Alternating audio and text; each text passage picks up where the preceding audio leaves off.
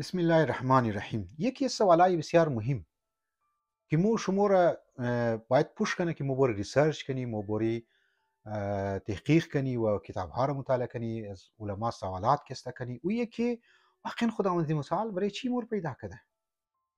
خداوند متعال مور برای چی کسته پیدا کرده؟ مور برای چی کسته خلق کرده؟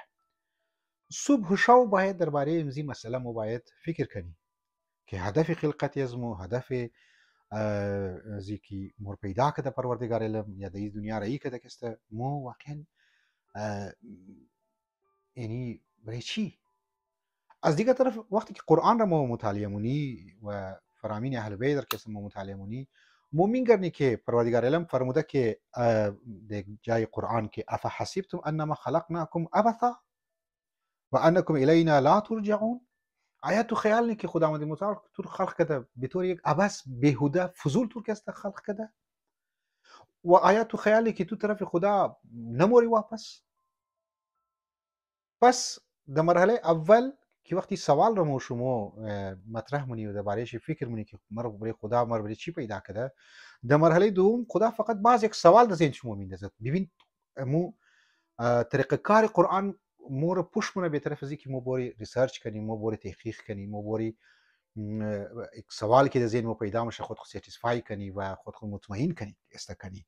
باز در مرحله دوم خدا چی میگه که افحسبتم انما خلقناکم عبثا، که آیا تو خیالی که ما تو رو عبث خلق کردم، یعنی فضول کسته خلق کردم؟ باز سواله. و انکم الیه لا ترجعون، باز یک سوال که آیا تو خیالی که تو طرف از ما نمایی واپس؟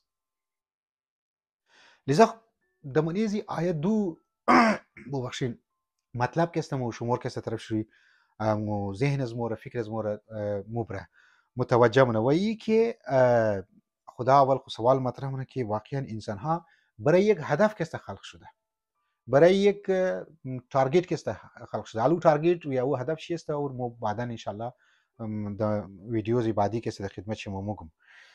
دویم نکته ای که واقعا سوال باز اهم سوال پیدا میشه من ازی آیا که آیا مو طرف خدا که دوباره موری معنی ازی چیه؟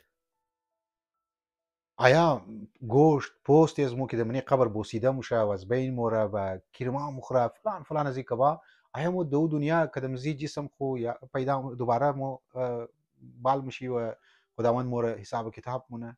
یا معنی ازی که مو طرف خدا کسی در اموری، آیا مو که خدا ملاقات مونی، یک گناهکارم که خدا ملاقات مونه، یک آدمی مؤمنم که خدا ملاقات مونه؟ به ظاهر آیا خمیر مگه و انکم الینا لا ترجعون، یعنی سوالیه که تو خیالی که طرف از ما رجوع نمونی، طرف از ما نمایی.